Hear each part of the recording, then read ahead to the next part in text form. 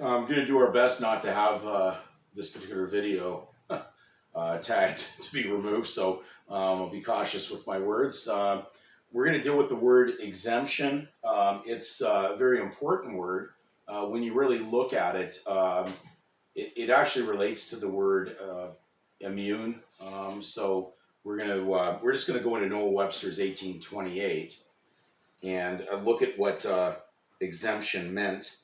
It says, freedom from any service, charge, burden, tax, evil, or requisition to which others are subject. Immunity, privilege. So that's pretty straightforward. I think we can kind of understand what that word means.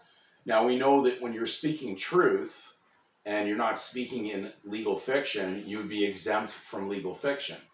But the problem is we've gone into a society that has been very well trained to deceive people into a secular title that has deemed them to be legal, legal being opposite to free grace, which was what Christ came for. So Christ canceled all the debt, and in the legal system, it runs on debtors who are sureties for a certificate of debt, which would be contrary to Colossians 2:13-15, which stated that Christ canceled out the certificate of debt. If you're reading out of the New American Standard, he canceled out the certificate of debt, or he blotted out the handwriting of decrees that were written contrary to us. A surname, a legal surname, is contrary to truth because it's in fiction, and it says you're a debtor, and it would be contrary to what God's remedy was placed when he sent his son to cancel out all sin and debt. So it was a little saddening, but believable when I was researching the word exempt, and then of course the internet's full of a lot of things dealing with people that have been trying so hard while they're in the legal to try to receive exemption forms or being able to submit something through their secular employers who are legal, and hoping that they're going to find some magic pill, magic bullet that's going to work for them. So when I was under Transport Canada, this religious exemption request form popped up, and I got to be careful in what I say here because of the sensitivity to the wording. But one thing that did come out of it was it would allow the employee who was working under this agency, Transport Canada, to fill out a exemption form to exempt them from, we'll just say, the job.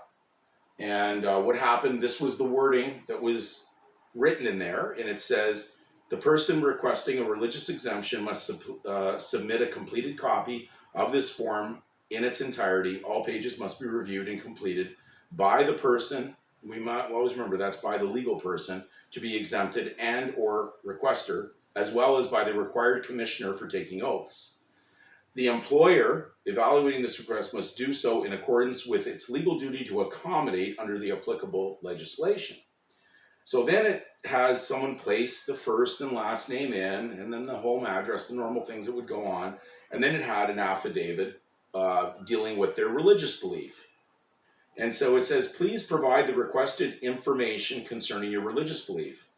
Then it said, note leaders and members of a number of religions basically have released public statements indicating their support, and I'm just going to say for the job, specifically in the interest of public health.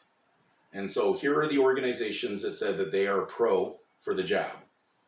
Islam, Roman Catholicism, Judaism, Greek Orthodox, Mennonites, Jehovah's Witnesses, and Christian Science, which just names a few. I'm sure there's probably more, but these are the ones that actually have stated that. So let's look very clearly. Are these people representing God's will? Are they really representing truth? Or are they really perpetrating a falsehood that legal is okay for God's people to be involved in, when in essence, everything that's in the legal basically is contrary to free grace?